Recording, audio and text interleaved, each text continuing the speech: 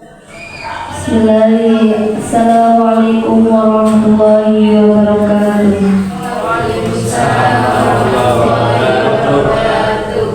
Alhamdulillahirabbil alamin wa bihi nasta'in ala umuri dunya waddin wassalatu wassalamu ala asrofil anbiya'i wal mursalin wa ala alihi wa sahbihi wasallim. Amma ba'du. Yang terhormat Pimpinan Umum Pondok Pesantren Sabilul Huda, Pangdesa Abah Umi, yang saya hormati Ketua Yayasan Pondok Pesantren Sabilul Huda, KM Miftahul Ulum Al-As'ad, yang saya hormati jajaran Dewan Guru SMK Islam Sabilul Huda. Pertama-tama, marilah kita panjatkan puja dan puji syukur kehadirat Allah Subhanahu wa Ta'ala yang telah memberikan rahmat dan karunia-Nya sehingga kita bisa berkumpul di acara pada siang hari ini.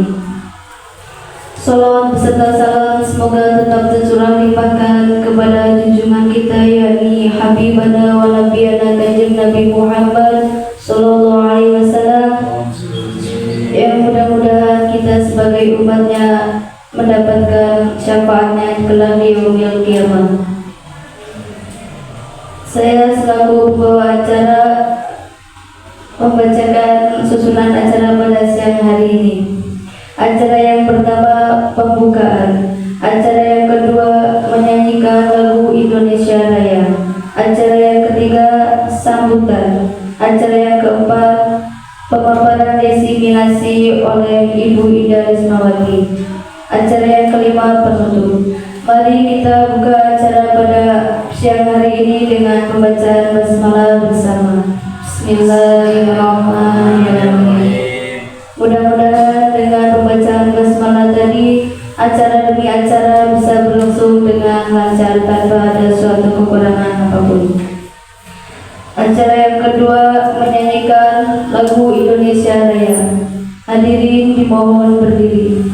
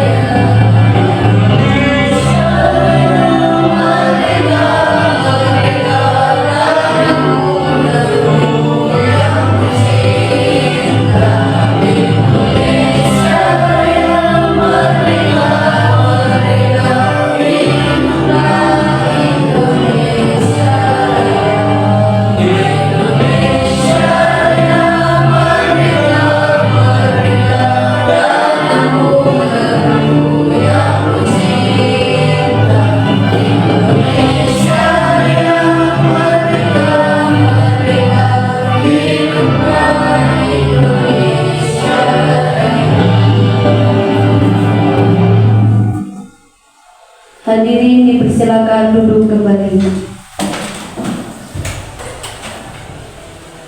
Acara yang ketiga sambutan yang akan disampaikan oleh Ketua Yayasan KM Miftahul Ulum Al-As'ad. Kepadanya kami persilakan.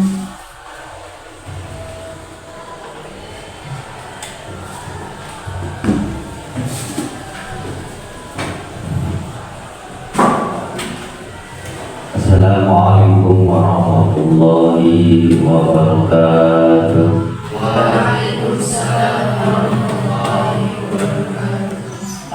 Alhamdulillah, wassalatu wassalam ala rasulillah Sayyidina wa maulana Muhammad bin Abdillah wa ala alihi wa sahbihi wa mawala.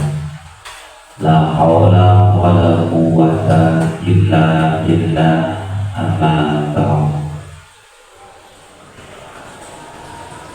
Yang saya hormati Kepala Sekolah SMK Islam Sabil Huda, yang saya hormati rekan-rekan Dewan Guru yang sama-sama hadir. Alhamdulillah, pada kesempatan kali ini kita bisa bermuajahah, bisa berjumpa, bisa bersilaturahmi, berkumpul dalam satu tempat, rangkaian acara yang insya Allah bermanfaat untuk kita bersama. Pertama, yang paling utama, marilah kita panjatkan puji syukur kehadirat Allah Subhanahu wa Ta'ala yang telah memberikan kenikmatan kepada kita semua, nikmat yang harus kita syukuri, nikmat yang harus selalu kita ingat. Terkadang kita itu lupa atas kenikmatan-kenikmatan yang Allah berikan. Yang selalu kita ingat adalah ujian dan cobaan yang menerpa diri kita. Padahal yang namanya ujian, cobaan itu adalah bentuk untuk menilai sejauh mana kualitas diri kita sudah pantaskah untuk lebih loncat dalam segi kebaikan dan kemanfaatan serta kemajuan dalam segala hal. Yang kedua, salawat beserta salam tercurah limpah kepada alam Nabi Yuna Muhammad Sallallahu Alaihi Wasallam yang telah membawakan cahaya terang benderang kepada kita semua, yang mana dengan cahaya itu kita bisa memilih jalan yang baik dan bisa menerangi jalan yang gelap, jalan menjalani kehidupan di dunia ini. Lewat pendidikan, inilah di antara jalan agar kita mendapatkan cahaya. Kalau kita berjalan tanpa cahaya, ibarat kita berjalan di tengah malam tanpa membawa senter, tanpa membawa lampu, maka kita tidak akan bisa bergerak, apalagi maju. Boro-boro maju, napas pun sesak. Itulah ibarat manusia kalau berjalan tanpa cahaya. Cahaya itu apa bagi kita? Ilmu. Ilmu, kalau kita berjalan kemana saja, di bidang apa saja, di mana saja, maka kita akan terang benderang. Mau mencari apa kelihatan, mencari yang besar apalagi, yang kecil pun bisa terlihat oleh cahaya. Maka pentingnya pendidikan itu harus kita gerakkan. Apalagi kita sebagai dewan pendidik yang seharusnya kita itu memberikan cahaya kepada para siswa-siswi yang kita didik, agar kedepannya anak-anak itu tidak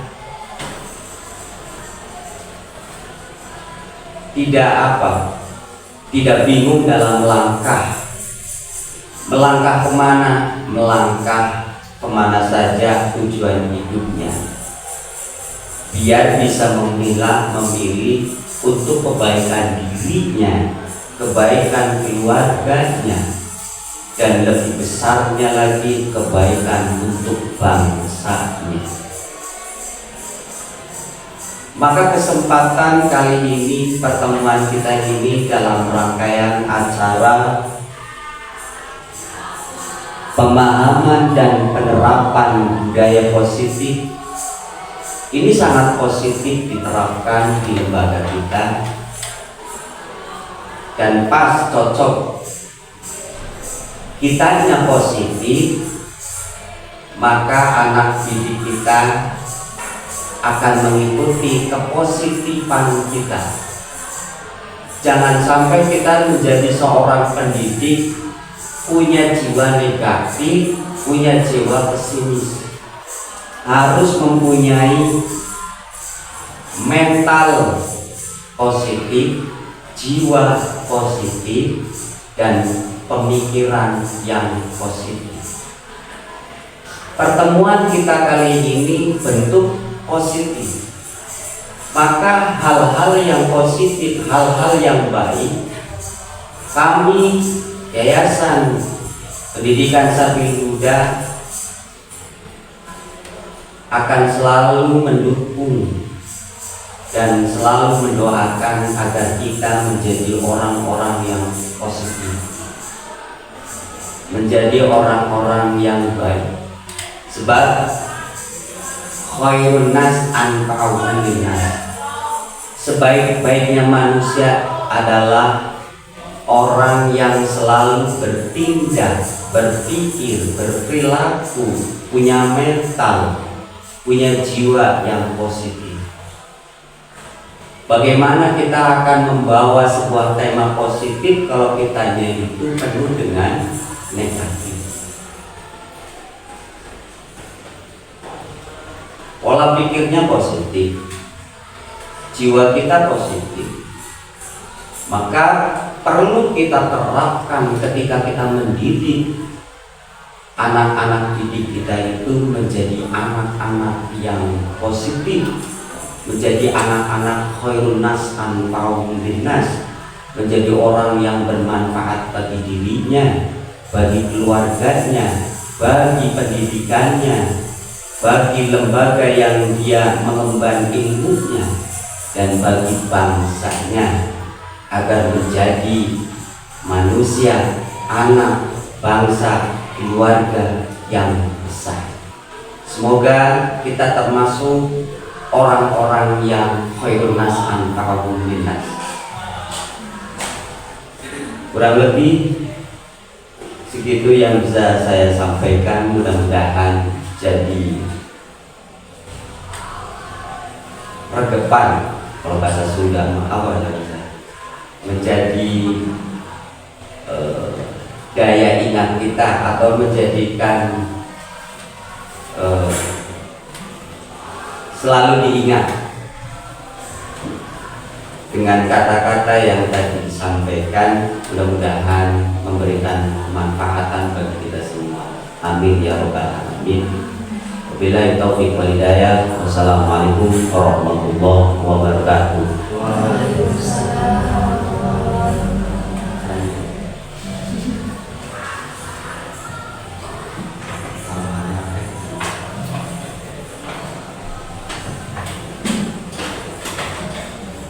Terima kasih kami sampaikan.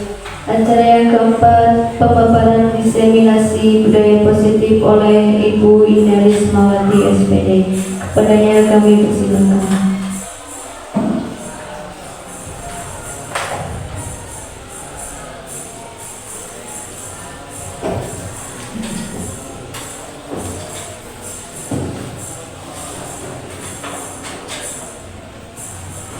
Baik, Assalamualaikum warahmatullahi wabarakatuh. Waalaikumsalam warahmatullahi wabarakatuh. Bismillah, ala hikmatillah, wala haula wala quwata illa billah.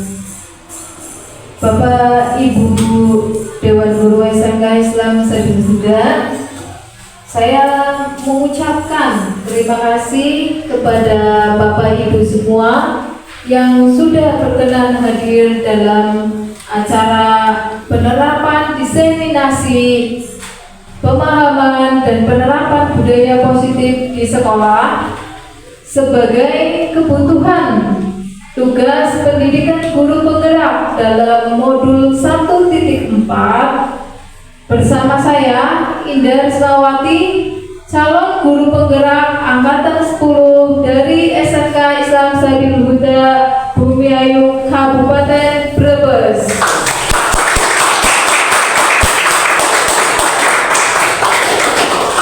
Baik, terima kasih Bapak Ibu guru semua. Yang pertama, untuk memacu semangat kita ya pada hari ini, sebelum kita ke materi, saya ingin mendengar semangatnya dari Bapak Ibu semua. Mana semangatnya? Semangat. Jadi gini ya Bapak Ibu ya, kalau saya mengatakan atau bilang SMK Sabilul Huda, jawabannya biasanya apa? Ya, seperti itu ya Bapak Ibu ya. SMK Sabilul Huda. Ya, satu kali lagi SMK Sabilul Huda. Semangat gitu Bapak Ibu.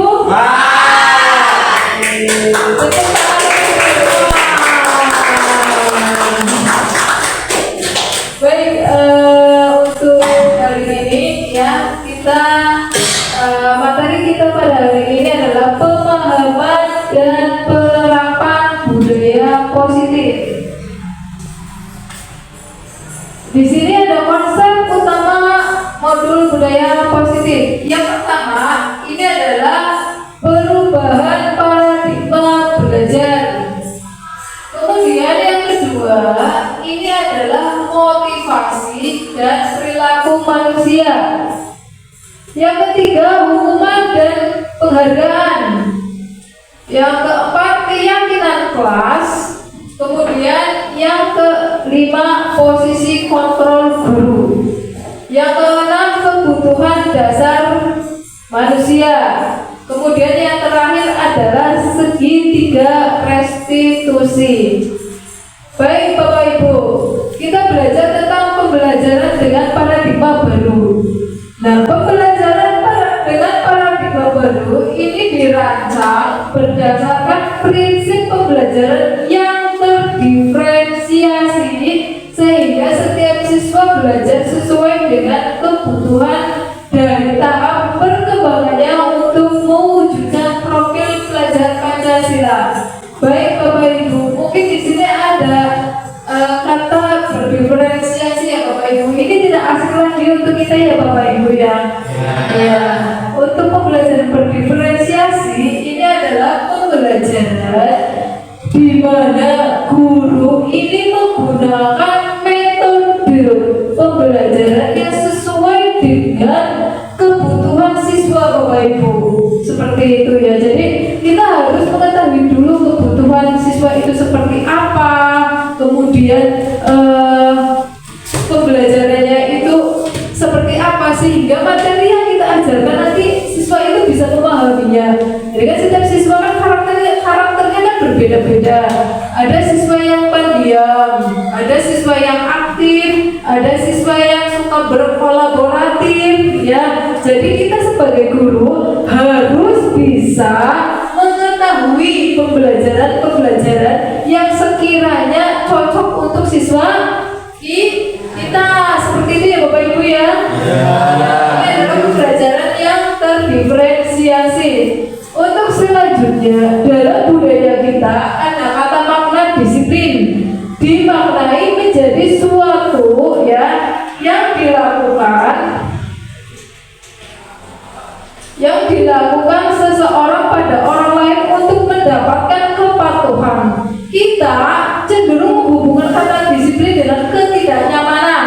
Nah, sebagai pendidik ya, tujuan kita adalah menciptakan anak-anak yang memiliki disiplin diri sehingga mereka bisa berperilaku dengan mengacu pada nilai-nilai kebajikan universal dan memiliki motivasi intrinsik dan motivasi ekstrinsik ya. Jadi motivasi intrinsik ini adalah motivasi yang timbul dari dalam diri siswa tersebut. Kalau motivasi ekstrinsik itu adalah, iya betul sekali, dari mana Bu? Dari luar. Iya, dari luar ya Bu ya. Jadi motivasi ekstrinsik itu berasal dari luar. Seperti contohnya apa? Guru memberikan apa Pak Ivan? Oke. Ya, memberikan motivasi ya, seperti itu ya. Jadi menciptakan anak yang memiliki disiplin diri. Jadi di SMK Sadiluda itu kan memang anak-anaknya 90% tinggal di asrama ya, sehingga untuk kedisiplinan insya Allah bisa terpenuhi. Seperti itu ya Bapak Ibu ya. Untuk selanjutnya adalah motivasi perilaku manusia. Motivasi ini adalah merupakan dorongan yang timbul pada diri seseorang secara sadar atau tidak sadar untuk melakukan suatu tindakan dengan tujuan tertentu. Ya, di sini adalah menghindari ketidaknyamanan dan hukuman. Murid melakukan disiplin diri karena ia takut dihukum. Ini merupakan motivasi ekstrinsik, di mana motivasi ekstrinsik itu tadi motivasi dari luar ya. Nah, kemudian mendapatkan imbalan atau penghargaan dari orang lain. Murid melakukan disiplin diri karena ia ingin mendapatkan imbalan. Ini adalah merupakan motivasi ekstrinsik ya, motivasi yang berasal dari luar. Selanjutnya adalah menghargai nilai-nilai kebajikan diri sendiri. Menghargai nilai-nilai kebajikan diri sendiri. Jadi murid ini melakukan disiplin diri karena sadar akan nilai kebajikan dirinya. Ini merupakan motivasi ekstrinsik ya. Jadi seperti itu Bapak Ibu ya, kalau kita mengajar anak-anak kita harus mengetahui motivasi ekstrinsik dan intrinsiknya ya. Untuk selanjutnya adalah konsep disiplin dengan identitas gagal. Ini ya. Yang pertama ini hukuman. Hukuman ini akan menyakitkan bagi seorang siswa ya Bapak Ibu ya. Kemudian apa? Tidak nyaman. Ini biasanya guru BK di sini ya. Biasanya kalau ada hukuman itu nanti maksudnya guru BK untuk mendapatkan bimbingan dan konseling seperti itu Bapak Ibu ya. Kemudian menjadikan murid ini menjadi takut. Nanti murid ini bisa jadi takut karena apa? Adanya hukuman. Selanjutnya adalah memaksa ya. Kemudian murid bisa jadi menyembunyikan kesalahan karena mendapatkan hukuman dari guru ya. Kemudian konsep disiplin dengan identitas gagal untuk penghargaan ini tidak efektif. Kenapa? Karena ketika guru memberikan ulangan ya, kemudian siswa tersebut bisa mendapatkan nilai yang tinggi, biasanya kan diberi penghargaan ya. Ini tidak efektif. Kenapa? Karena murid itu cenderung menginginkan nilai yang tinggi ataupun berprestasi itu karena ada penghargaannya. Jadi kalau nggak ada penghargaannya tidak mau berprestasi seperti itu Bapak Ibu.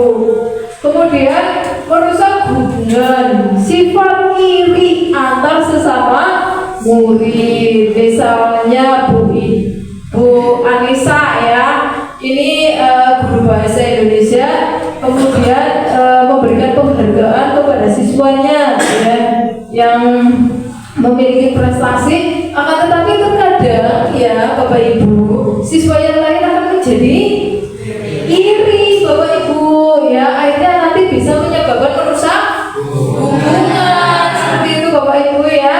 Kemudian mematikan kreativitas Bapak Ibu. Mematikan kreativitas di sini dimana ketika kita memberikan penghargaan, seseorang itu bisa atau murid itu bisa kreatif, tapi kalau tidak ada penghargaannya, itu siswa tidak mau kreatif. Seperti itu ya Bapak Ibu ya. Kita mengajar seperti itu ya.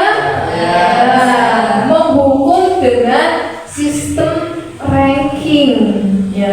Di Dimana di sini kan ada prankingan ya, seperti nanti kita ya di hari Sabtu memberikan raport itu kan pastinya nanti kita ada rankingnya. Kemudian merampas hak menghargai diri sendiri, tuh ya, ini merampas hak dirinya. Untuk selanjutnya tadi adalah konsep disiplin dengan identitas gagal. Kalau sekarang ini adalah konsep disiplin identitas sukses ya Bapak Ibu. Dimana di sini ada konsekuensi ataupun penguatan jangka panjang. Iya betul sekali ya Pak Ipan ya. Penguatan jangka panjang. Kemudian perlu monitoring berkelanjutan. Ini ya monitoring perlu dipantau ya. Selanjutnya adalah stimulus ataupun respon ya. Selanjutnya murid jadi menghormati peraturan. Ini. Selanjutnya kehilangan waktu untuk merenungi kesalahan. Ini ya. Kemudian restitusi. Murid bertanggung jawab untuk perilakunya. Fokus pada pemecahan masalah jangka panjang. Kemudian murid bisa menghormati dirinya dan orang lain. Teori kontrol, dirinya memegang kontrol sendiri. Nah, kemudian murid bersemangat memperbaiki kesalahan. Ya, ini adalah restitusi, di mana kita dalam restitusi itu ada segitiga restitusi ya. Jadi kita tahu dulu identitasnya seperti apa, kemudian validasi tindakan yang salah, selanjutnya kita menanyakan keyakinan kelas. Seperti itu ya Bapak Ibu ya. Kemudian ini ada perbedaan Bapak Ibu. Contoh kasus yang sering sekali terjadi di kelas kita ya. Apa? Nah ini ya, tidak mengerjakan PR Bapak Ibu. Mungkin Bapak Ibu di sini semua ada ya beberapa murid yang tidak mengerjakan PR ketika memberikan PR ya. Nah kalau kita menggunakan Bapak Ibu sebagai penghukum, menggunakan hukuman, guru menghukum siswa tersebut hormat bendera selama 10 menit. Contohnya ya, guru menghukum siswa tersebut yang tidak mengerjakan PR ini dengan hormat bendera selama 10 menit. Kemudian guru marah dan murid menjadi takut. Seperti itu ya Bapak Ibu ya. Seperti itu. Jadi ketika kita memberikan hukuman kepada siswa yang tidak mengerjakan PR, bisa jadi siswa tersebut menjadi takut. Untuk selanjutnya konsekuensi, ya konsekuensi imbas dari perilaku, efek dari perilaku. Guru memberikan konsekuensi untuk mengerjakan PR-nya saat istirahat atau dikerjakan sebanyak 3 kali lipat.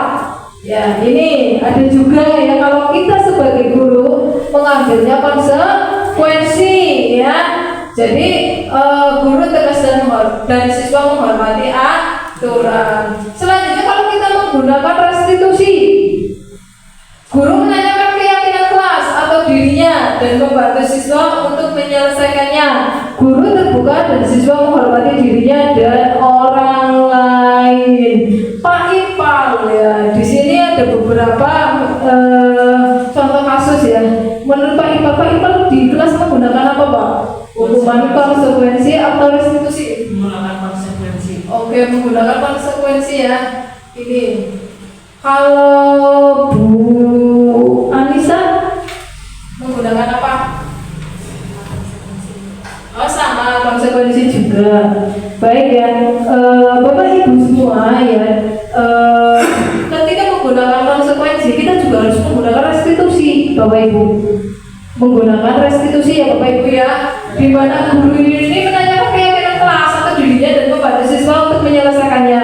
Guru terbuka dan siswa menghormati dirinya dan orang lain. Contohnya di kelas kita membuat keyakinan kelas ya, kita adakan kesepakatan dengan murid, Bapak Ibu.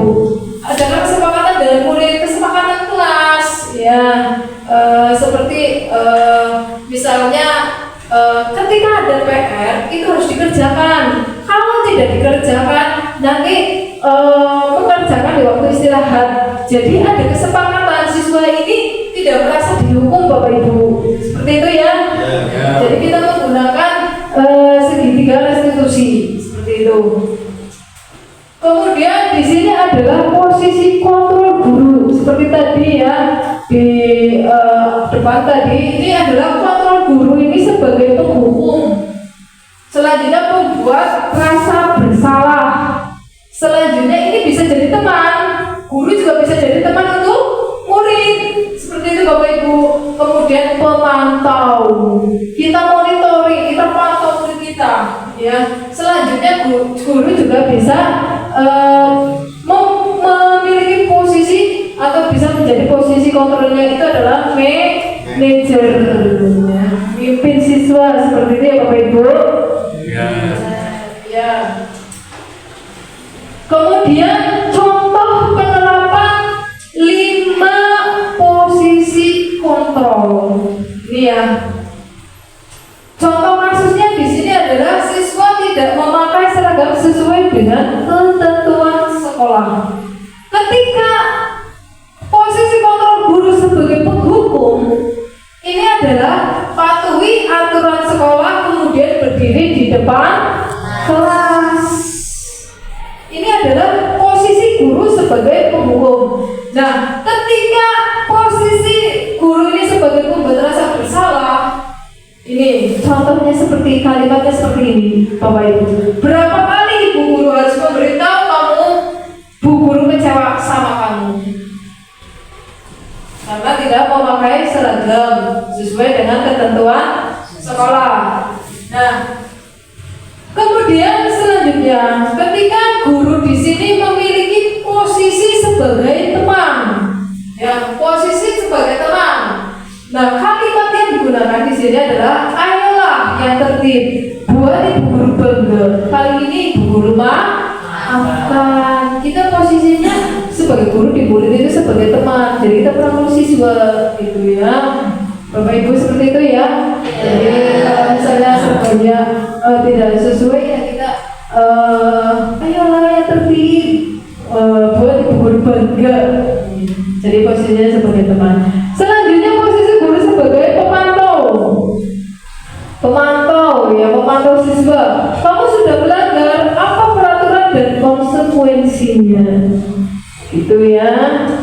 Kemudian posisi guru sebagai manajer. Sebagai manajer. Apakah kamu tahu kesalahanmu?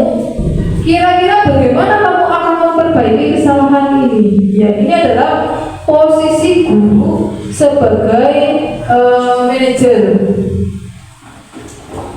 Kemudian di sini selanjutnya keyakinan kelas.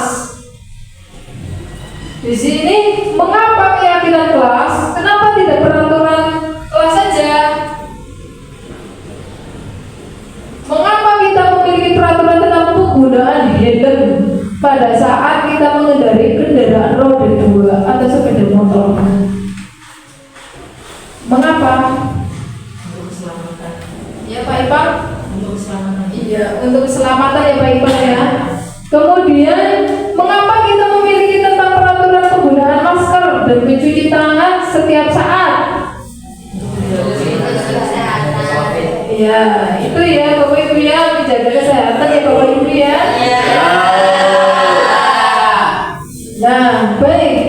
Di sini adalah kegiatan membuat keyakinan kelas di SMK ya, kelas 10. Nah, ini guru bersama siswa membuat keyakinan kelas. Yang pertama, ini adalah berdiskusi tentang peraturan. Di mana di sini kemarin itu diskusi tentang peraturannya itu hadir tepat waktu, kemudian mengerjakan piket, ya, kemudian siswa ini mau berperan aktif, mau belajar dengan serius. Ini adalah diskusi tentang peraturan-peraturan di kelas 10 ya. Kemudian merumuskan peraturan menjadi keyakinan, kemudian menempelkan keyakinan di kelas ya, ditempelkan di kelas keyakinan. Jadi kalau ada siswa yang tidak mematuhi, kita bisa menggunakan segitiga restitusi tadi ya, gimana ini kesalahannya apa, tidak memakai seragam, lalu kemudian kenapa tidak memakai seragam, alasannya itu apa, kemudian ini siswa tidak ada keyakinan kelas kita dengan peraturan yang ada seperti itu ya Bapak Ibu ya.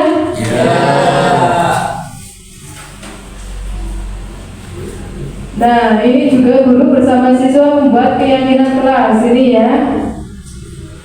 Ini adalah keyakinan kelas. Ini memakai sticky note ya, di mana siswa ini menulis sendiri. Kemudian bagaimana sih cara pembentukan keyakinan kelas? Yang pertama, ini adalah lebih abstrak dari peraturan. Lebih abstrak dari peraturan. Kemudian apa? Sedikit saja ya, agar mudah diingat. Kalau misalnya banyak-banyak siswa yang kita tidak bisa mengingat, malah justru nanti tidak diterapkan ya. Jadi sedikit saja agar mudah diingat. Selanjutnya berupa pernyataan universal, pernyataan yang umum ya, jangan yang khusus. Kemudian sesuai dengan kondisi kelas dan sekolah agar mudah diterapkan. Ya, seperti itu. Kemudian dibuat dalam bentuk positif. Kata-katanya yang positif, bentuknya positif. Nah, kemudian saat pembuatan semua warga kelas atau sekolah dilibatkan. Contohnya Bapak Ibu guru melibatkan siswa tersebut supaya apa? Ada motivasi intrinsik dari siswa untuk mematuhi keyakinan kelas tersebut ya Bapak Ibu ya. Seperti itu. Nah, ini adalah contoh keyakinan kelas ya. Yang pertama ini adalah disiplin waktu. Disiplin waktu di mana ketika kita berangkat ataupun istirahat masuk lagi ya kita bisa disiplin ya, siswa bisa disiplin. Kemudian saling membantu dan bekerja sama. Ini ya. Kemudian saling menjaga kebersihan kelas. Kemudian menghargai guru atau teman yang sedang berbicara. Selanjutnya membudayakan maaf, tolong, terima kasih dan berani berpendapat. Bapak Ibu, kita mulai dari diri kita sendiri dulu nih. Seperti itu ya, kita mulai dari diri kita sendiri, kemudian kita terapkan di siswa kita seperti itu ya Bapak Ibu ya. Baik, untuk selanjutnya kesepakatan kelas SMK Islam Sabilullah Bumiayu. Ini tepat waktu masuk dan keluar kelas ya Bapak Ibu ya. Ini kesepakatan kelas kita yang ini diusahakan semuanya ya Bapak Ibu yang mengajar kelas 10, 11, 12. Ini tepat waktu masuk dan keluar kelas karena memang di SMK Sabilullah ini kan berbasis pesantren ya Bapak Ibu. Di mana siswa-siswinya ketika istirahat yang sering itu beristirahat di asrama Bapak Ibu. Jadi untuk tepat waktu masuk dan keluar kelas ya kita harus benar-benar ada dalam kesepakatan kelas kita baik di kelas 10, 11 maupun 12. Kemudian budaya 5S. Ini budaya kita sekali ya Bapak Ibu ya. Senyum, sapa, salam, sopan dan santun. Siswa-siswi kita insyaallah semuanya 5S ya Bapak Ibu ya. Kemudian menjaga kelas tetap bersih dan rapi. Ini Bapak Ibu. Selanjutnya membudayakan kata tolong, maaf dan terima kasih. Selanjutnya mendengarkan orang lain saat berbicara, saling mengingatkan dalam kebaikan, mengerjakan tugas dengan penuh rasa tanggung jawab, aktif dan percaya diri menyampaikan pendapat. Baik Bapak Ibu, untuk selanjutnya ini adalah kebutuhan dasar manusia. Yang pertama, ini adalah bertahan hidup. Yang kedua, kasih sayang dan rasa diterima. Yang ketiga adalah penguasaan. Yang keempat, kebebasan. Yang kelima adalah kesenangan. Ini Bapak Ibu. Kemudian konsep di disiplin pendekatan restitusi. Sebuah cara menanamkan disiplin positif pada murid. Nah, di sini adalah pengertian restitusi. Apa pengertian restitusi, Bapak Ibu? Ada yang tahu? Restitusi ini adalah proses menciptakan kondisi bagi murid untuk memperbaiki kesalahan mereka sehingga mereka bisa kembali pada kelompok mereka dengan karakter yang lebih kuat. Jadi murid itu memperbaiki kesalahan. Nah, ketika murid ini membuat kesalahan ya karena murid juga manusia biasa yang pastinya memiliki kesalahan ya seperti itu ya Bapak Ibu. Jadi kita beri kesempatan murid itu memperbaiki kesalahannya sehingga mereka bisa kembali pada kelompok mereka dan karakter yang lebih kuat. Selanjutnya ciri-ciri restitusi. Yang pertama, ini adalah bukan menebus kesalahan, namun belajar dari kesalahan. Ya Bapak Ibu ya. Kemudian memperbaiki hubungan. Selanjutnya tawaran bukan paksaan. Kemudian menuntut untuk melihat ke dalam diri, mencari kebutuhan dasar yang mendasari tindakan.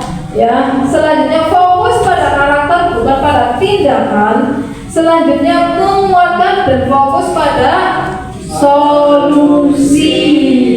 Ya, jadi ini adalah ciri-ciri dari restitusi di mana murid ini bisa memperbaiki kesalahan-kesalahan yang mereka lakukan. Seperti itu ya Bapak Ibu. Selanjutnya ini adalah segitiga restitusi. Yang pertama, ini adalah menstabilkan identitas. Kita semua akan melakukan hal terbaik yang bisa kita lakukan. Ya, Bapak Ibu. Kemudian validasi tindakan yang salah. Semua perilaku pastinya mempunyai alasan Bapak Ibu. Seperti misalnya, contohnya murid tidak mengerjakan PR. Pasti mereka memiliki alasan. Mungkin capek, lelah, ya, lesu, ya. Kemudian menanyakan keyakinan. Ya. Kita semua mempunyai motivasi internal. Seperti itu ya Bapak Ibu ya. Motivasi internal. Bapak Ibu masih semangat? Semangat. Terima kasih Bapak Ibu. Tepuk tangan.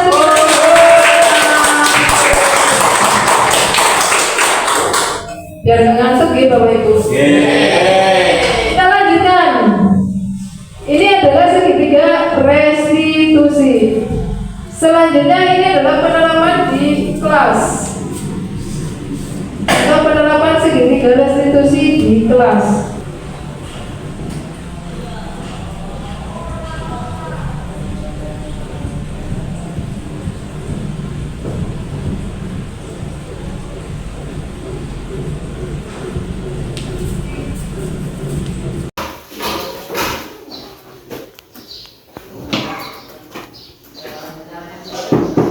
Assalamualaikum. Waalaikumsalam. Monggo Mas Satria, sini masuk ke ruangan. Mas Satria tahu nggak kenapa Ibu panggil ke ruangan? Nggak tahu Bu. Iya. Jadi kemarin pelajaran olahraga itu Ibu melihat Mas Satria nggak pakai baju olahraga. Iya. Kenapa Mas Satria nggak pakai seragam olahraga? Bajunya kotor Bu. Ya, jadi gini ya Mas ya.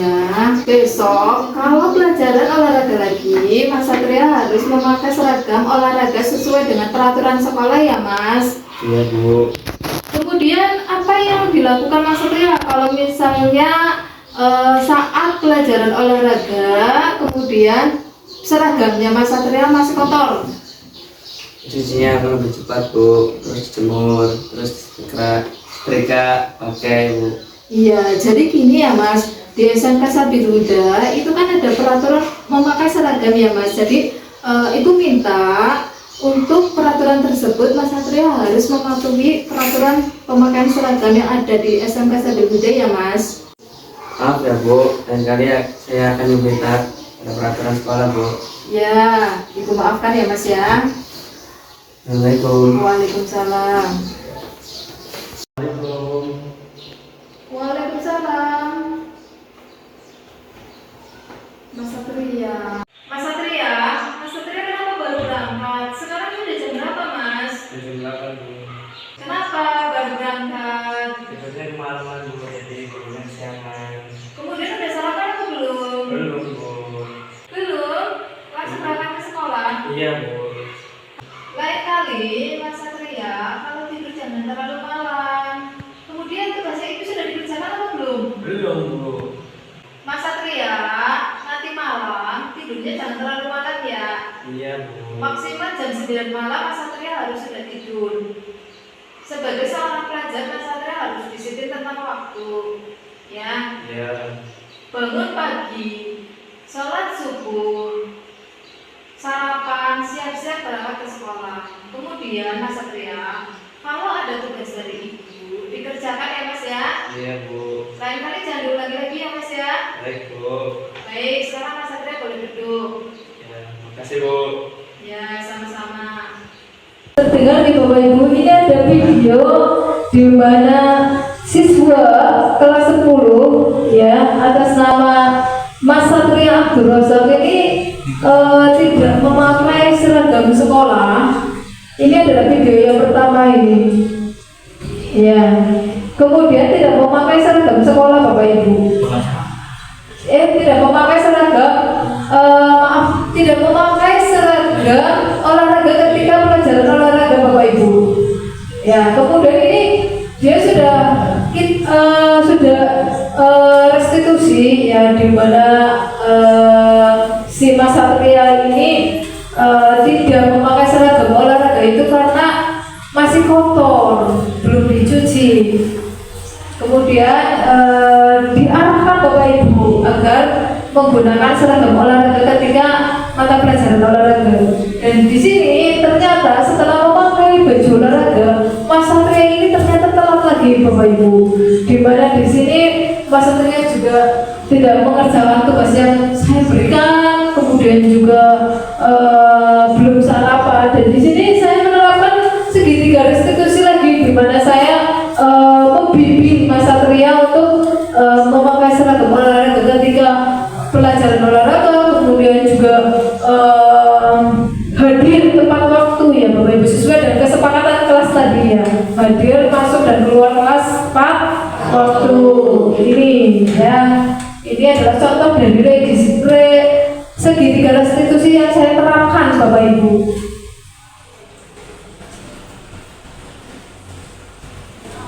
Nah, sini ya Bapak Ibu ya. Dalam penerapan program disiplin positif, hendaknya guru memiliki standar kepribadian profesional dan sosial yang baik, di mana guru itu mampu berefleksi pada posisi kontrolnya saat ini. Bagaimana perjalanan dirinya sebagai seorang among. Among ini adalah posisi manajer, pemimpin bagi murid-murid ketika melakukan kesalahan. Ya. Kemudian yang menjadi insan yang mandiri. Harapan kita, murid-murid kita itu menjadi insan yang mandiri, merdeka, dan bertanggung jawab sesuai dengan standar nasional pendidikan. Jadi Bapak Ibu, kita sebagai guru harus bisa menerapkan disiplin positif pada anak didik kita. Nah, di mana anak didik kita sebagai guru ini sesuai dengan filosofi Ki Hajar Dewantara Bapak Ibu nggih. Ingkang soso tulodo ing madya mawon kuwasa tuturi handayani, di mana kita sebagai guru di depan itu harus memberikan contoh yang baik. Kita memberikan budaya positif kepada siswa-siswi kita. Nanti siswa-siswi kita bisa meniru kita. Jadi kita terapkan di dalam diri kita sendiri dulu. Seperti itu ya Bapak Ibu ya. Ya. Kita itu harus memiliki kepribadian yang baik, kemudian profesional, ya, sosialnya juga baik. Seperti itu Bapak Ibu. Ya. kemudian mampu bereaksi sesuai dengan posisi kontrolnya, di mana guru tadi bisa menjadi seorang teman, manajer, penghukum, pembuat rasa bersalah, ya, sehingga nanti siswa-siswa itu kita itu menjadi insan yang mandiri, ya, menjadi insan yang mandiri, merdeka dan bertanggung jawab. Yang diharapkan kita, siswa-siswi kita itu menjadi anak-anak yang disiplin, ya, anak-anak yang bertanggung jawab untuk dirinya sendiri maupun orang lain. Nah, di sini Bapak Ibu, bagaimana ya untuk Bapak Ibu, barangkali ada yang ingin berpendapat tentang budaya positif di sekolah SMK Sabdi Buddha? Coba Pak Ipan silakan memberikan pendapat tentang budaya positif di SMK Sabdi Buddha. Apakah sudah bisa diterapkan? Sudah bisa belum itu sudah bisa menerapkan budaya positif seperti mungkin tadi ada 5S, kemudian Mungkin untuk budaya itu sudah diterapkan, cuma kita tinggal supaya itu lebih berjalan, supaya yang baru-baru itu melihat kakak-kakak kelasnya. Jadi setiap itu yang sudah berjalan tinggal kita jalankan, dan yang ketika belum, kita bisa mungkin menambahkan efektifan dalam belajar dan bisa menambahkan lagi supaya lebih baik itu. ya. Terima kasih ya pendapatnya Pak Ipang ya, bagus sekali ya. Jadi di SMK Sabdi Buddha kita sedang berusaha untuk menerapkan budaya positif seperti yang tadi dipaparkan dan disampaikan oleh Pak Ipang, bahwasanya di SMK Sabdi Buddha itu sudah menerapkan. Nah, di sini perlu adanya peningkatan. Perlu adanya peningkatan di mana budaya positif ini terus ditingkatkan sehingga kita bisa SMK Sabdi Buddha bisa lebih baik lagi, dan juga diistiqomahkan seperti itu ya Pak Ipan ya, dijalankan ya, dilakukan setiap saat Bapak Ibu, sehingga nanti budaya positif ini bisa tercipta di SMK Sabdi Buddha. Sepakat nih Bapak Ibu, kita sepakat nih kita melakukan budaya positif di SMK Sabdi Buddha yang nantinya bisa menciptakan siswa yang positif, lingkungan yang positif, dan juga orang-orang ataupun semua yang ada di warga sekolah kita itu memiliki budaya positif berasal dari kita terlebih dahulu Bapak Ibu ya. Terima kasih Pak Ipan untuk pendapatnya. Kita kasih aplaus meriah untuk Pak Ipan. Seperti ini ya Bapak Ibu ya, dan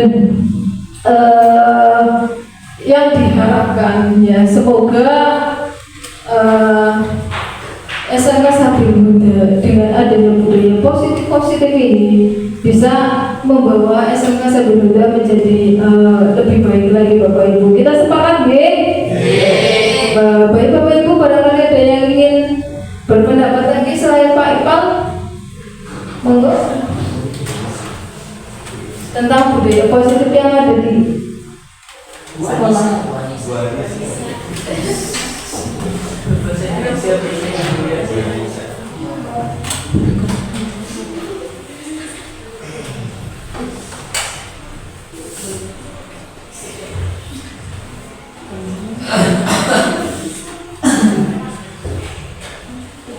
Waalaikumsalam.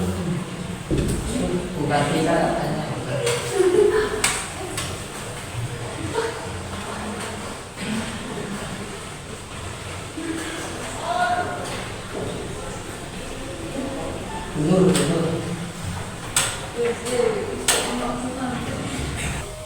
Baik, Bapak Ibu, barangkali ada yang ingin berpendapat lagi, mungkin dari ibu-ibu ya, karena tadi bapaknya sudah, monggo. Ibu, ada yang mau? Ya Bu, oke. Bu Anissa, guru bahasa Indonesia. Silakan Bu Anissa untuk memberikan pendapat atau ulasannya. Jadi di SMK Islam Sabilul Huda ini sudah menerapkan budaya-budaya positif seperti 5S, Ya, senyum, salam, sapa, sopan, dan santun. Ya. Seperti yang sudah disampaikan oleh Bu Indah tadi. Ya. Nah, ketika saya masuk ke kelas sebelum pelajaran, biasanya terlebih dahulu berdoa terlebih dahulu. Ya. Nah, kemudian saya membuat penyataan kelas sehingga ketika ada siswa yang melanggar, saya akan menggunakan segitiga restitusi. Ya. Dah. Ya, seperti itu ya, Bu ya. Ya, terima kasih Ibu. Jadi memang ya di Sabilul Huda itu sudah menerapkan seperti itu ya Bu ya. Bahkan di Bu Anissa ini ketika masuk kelas berdoa terlebih dahulu. Baik, terima kasih pendapatnya Ibu. Kita kasih aplaus yang meriah untuk Bu.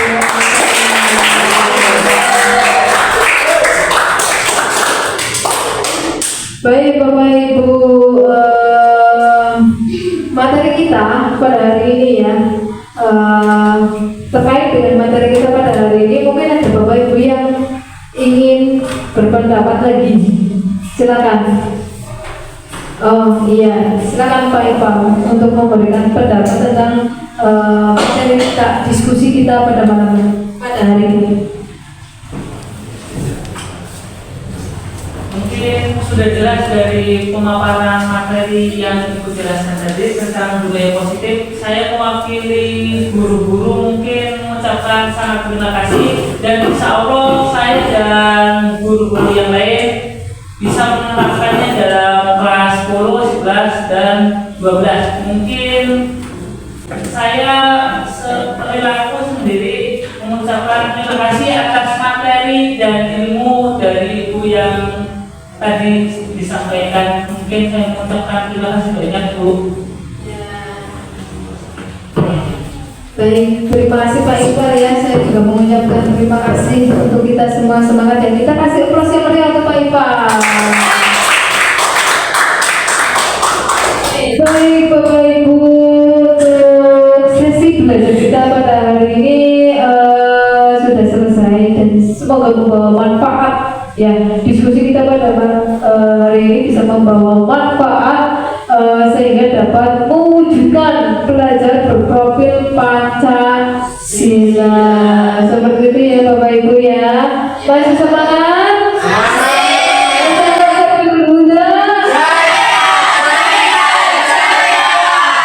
Baik, satu kali lagi SMK Sabilul Huda. Baik, terima kasih Bapak Ibu semuanya. Aplaus meriah untuk kita semua. Untuk selanjutnya saya serahkan ke pembawa acara.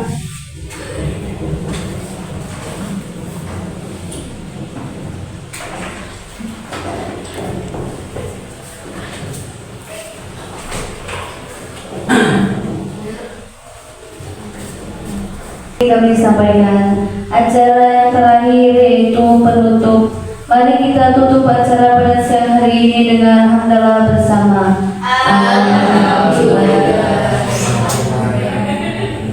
Wassalamualaikum warahmatullahi wabarakatuh.